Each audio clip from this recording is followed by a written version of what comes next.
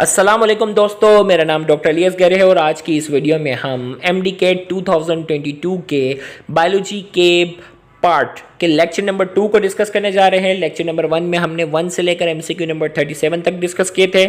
आज लेक्चर 2 में MCQ number 38 से हम डिस्कस करने जा रहे हैं और देखने जा रहे हैं कि कौन कौन सी आंसर कीज जो है वो जो नेट पर अपलोड की गई है डाउ यूनिवर्सिटी की तरफ से, उसमें गलती है या नहीं है। इससे पहले वाली वीडियो के अंदर हमने एक जो है वो मिस्टेक बताई थी, जो आंसर की में गलती आई थी। अब आने वाली इस वीडियो में हम तमाम MCQ को डिस्कस करते हैं और जिस आंसर की में गलती है वो भी हम पॉइंट आउट करेंगे। तो आइए MCQ नंबर 38 से डिस्कस करने जा रहे हैं। Mimosa pudica shows. Mimosa pudica के अंदर कौन सा रेस्पॉन्स शो किया जाता है? थर्मोनेस्टिक, हेप्टोनेस्टिक, नाइटिनेस्टिक, सिज्मोनेस्टिक और फोटोनेस्टिक। ABCD 4 ऑप्शन हमारे पास हैं। इसका करेक्ट आंसर हमारे पास जो है वो है सिज्मोनेस्टिक मूवमेंट और आंसर की भी में यही है। नेक्स्ट है Mendel for his research selected. Mendel ने अपनी रिसर्च के लिए किसको सेलेक्ट किया? Edible pea, garden pea, bee plant, wild pea, peanut. ABCD। तो इसका करेक्ट आंसर हमारे पास गार्डन पी है और आंसर की में भी यही मौजूद है।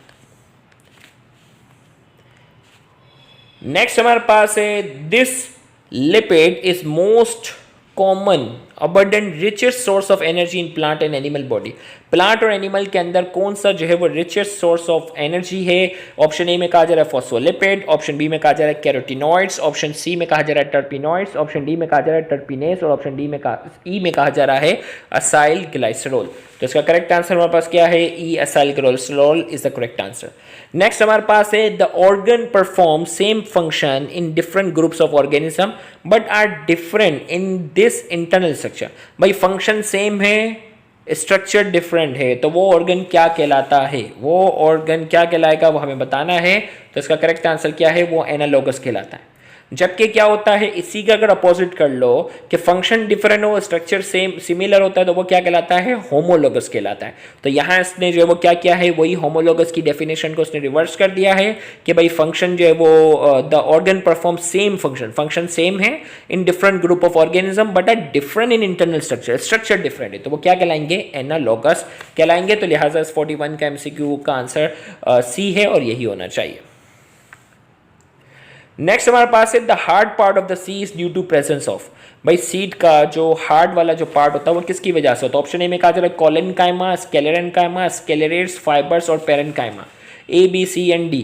तो इसमें अगर देखा जाए तो स्केलेरेनकाइमा भी इसका जो है वो करेक्ट आंसर है, लेकिन हमें इसमें बेस्ट बताना है तो बेस्ट ऑप्शन हमारे पास इसका बनता है सी, स्केलेरेट्स, क्योंकि स्केलेरेनकाइमा के भी फिर टाइप्स है ना, स्केलेरेट्स एंड फाइबर। तो स्केलेरेट्स की वजह से जो होता है वो सीड का हार्ड पार्ट होता है। नेक्स्ट हमारे पास है virus is a Latin word meaning. Virus जो है वो लैटिन वर्ड है जिसका मतलब क्या होता है? जिसका मतलब होता है पॉइजन, विनोम से निकला है सी। नेक्स्ट हमारे पास है in the heart the thick wall chamber are located at the.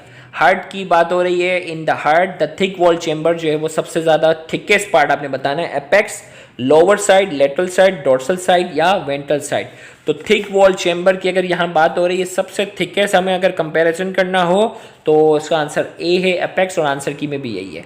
Next है extremely thin appendages helping during conjugation in bacteria. Extremely conjugation में भाई किसका रोल है? ऑप्शन है pili is the correct answer. Colourless plastid is called, colourless plastid जो वो क्या है? ल्यूकोप्लास्ट है। Option A is the correct answer. Next हमारे पास है evolution is the transformation of the form and mode of existence of an organism in such manner that the descendant differ from their ancestor according to।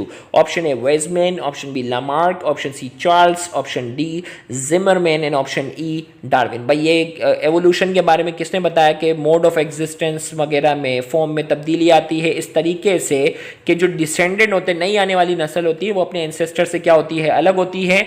तो ये definition जो है इनमें से किसने पेश की? तो वो पेश की थी डार्विन ने, जो कि करेक्ट आंसर है। नेक्स्ट हमारे पास है uterus open into vagina by a narrow opening bounded by a muscular sphincter at its bottom is known as। Uterus जो होता है वो वजाइना में ओपन होता है, लेकिन इनके दरमियान एक मस्कुलर स्फिंक्टर वाली एक ओपनिंग होती है, उसे क्या कहते हैं? तो उसे कहते हैं सर्विक्स। तो करेक्ट आंसर इसका क्या है? B, cervix is the correct answer. Next है skeleton of marine shell sarcodians give clues to possible deposit of skeleton जो है ना मेरीन शेल सार्कोडियन जो क्लू देता है किस चीज़ को डिपोजिशन किसकी बता रहा होता है स्केलेटन ऑफ मेरीन शेल सार्कोडियन जो है वो डिपोजिशन शो कर रहा है पेट्रोलियम को। तो इसका करेक्ट आंसर हमारे पास जो है वो क्या है C is the correct answer. Next हमारे पास है spinal cord comes out from the cranium through opening known as.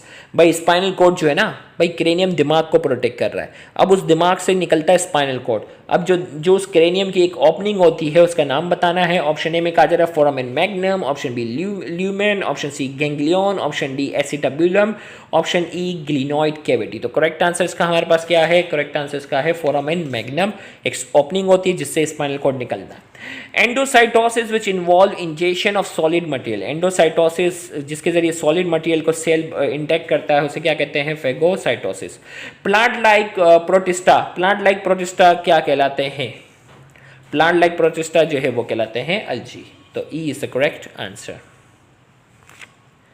Next हमारे पास है when substrate combine the active side of an enzyme it induce conformational changes that enable enzyme to perform. Option analytic function, option B metabolism, option C meiosis, option D mitosis and option E catalytic function. A B C and D चार option आपके पास है, इसका correct answer बताना है। तो इसका correct answer हमारे पास क्या है कैटालाइटिक फंक्शन। नेक्स्ट हमारे पास है Mendel selected following pair of contrasting character. ये तो बुक की बाकायदा एक्सरसाइज का जो है वो सवाल उठा के दे दिया है। तो मेंडल ने जो है वो कितने कैरेक्टर लिए थे भाई कंट्रास्टिंग कैरेक्टर क्या थे सिंध बोर्ड की एक्सरसाइज का न्यूमेरिकल है ये बाकायदा 7 कैरेक्टर जो है वो बी।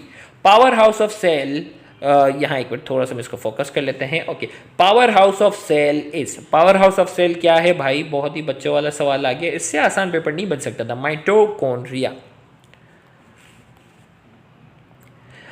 नेक्स्ट हमारे पास है the tidal volume of lung at rest during normal breathing 4 litre 6 litre 5 litre 3 litre 2 litre. सारे ऑप्शन इसके जो है वो क्या है गलत है, सारे ऑप्शन इसके क्या है गलत हैं। और टाइडल वॉल्यूम जो नॉर्मल रेस्टिंग कंडीशन में होता है वो कितना होता है 0.5 लीटर। बुक में बाकायदा लाइन है कि हाफ लीटर है और हाफ लीटर का यहाँ कोई भी वर्ड मौजूद नहीं है, तो इसके सारे ऑप्शन गलत हैं। यहाँ इन्होंने आंसर की में दिया हुआ है ऑप्शन ई 2 लीटर सबसे कम वाला, लेकिन ये कोई सेंस नहीं बनता। 0.5 और 2 लीटर में 4 गुना का फर्क है। तो ऑफिशियली जो है वो इस एमसीक्यू का डाउ को सबको इसका नंबर मिलना चाहिए। ये एमसीक्यू जिसने भी अटेम्प्ट किया है सबको 1+ मिलना चाहिए। ओके नेक्स्ट हमारे पास है they detect pain and tissue damage. तो इनमें से कौन सा भाई टिश्यू डैमेज को डिटेक्ट करता है पेन को, तो वो है नोसिसेप्टर। नेक्स्ट हमारे पास है phenotypic ratio of single trait inheritance. Single trait inheritance के अंदर फिनोटाइप रेशियो जो है यानी मेंडल्स लॉ ऑफ सेग्रीगेशन वाला एक्सपेरिमेंट पढ़ा था ना, उसमें इसका फिनोटाइप रेशियो क्या आया था, तो फिनोटाइप रेशियो जो था वो था बी और ये आंसर की में सही है। जबकि जीनोटाइप रेशियो अगर पूछे जाता तो 1:2:1 था। ऑप्शन है फिनोटाइप रेशियो क्या है ऑप्शन बी। तो ये ध्यान में रखिएगा एमसीक्यू नंबर 56 के सारे ऑप्शन जो है वो क्या हैं गलत हैं। नेक्स्ट हमारे पास है okay artificial selection in breeding provides evidence for evolution is known as. Artificial selection जो है ना in breeding provide evidence for evolution is known as domestication, deme, gene pool, desired trait, genetic death. तो ये इसका correct answer हमारे पास जो है वो है option A domestication is the correct answer. Next हमारे पास है molecules of amylose consist of unbranch chain of hundreds of glucose सब यूनिट ज्वाइन टुगेदर।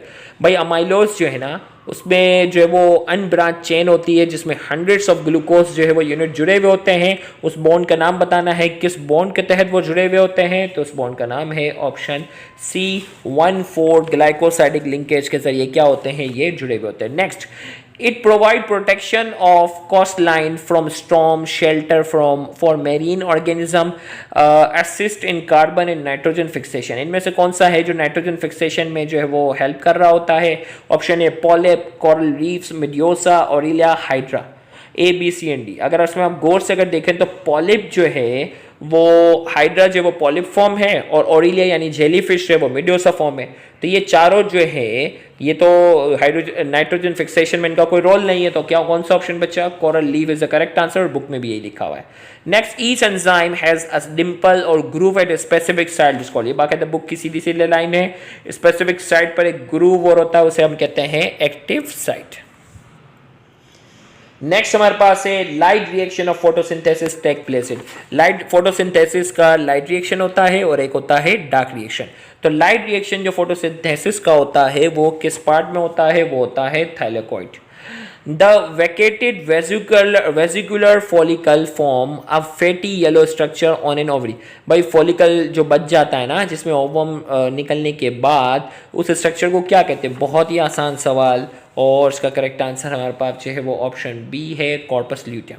नेक्स्ट हमारे पास है एक्नीटा fulica is an African giant snail that is dangerous form.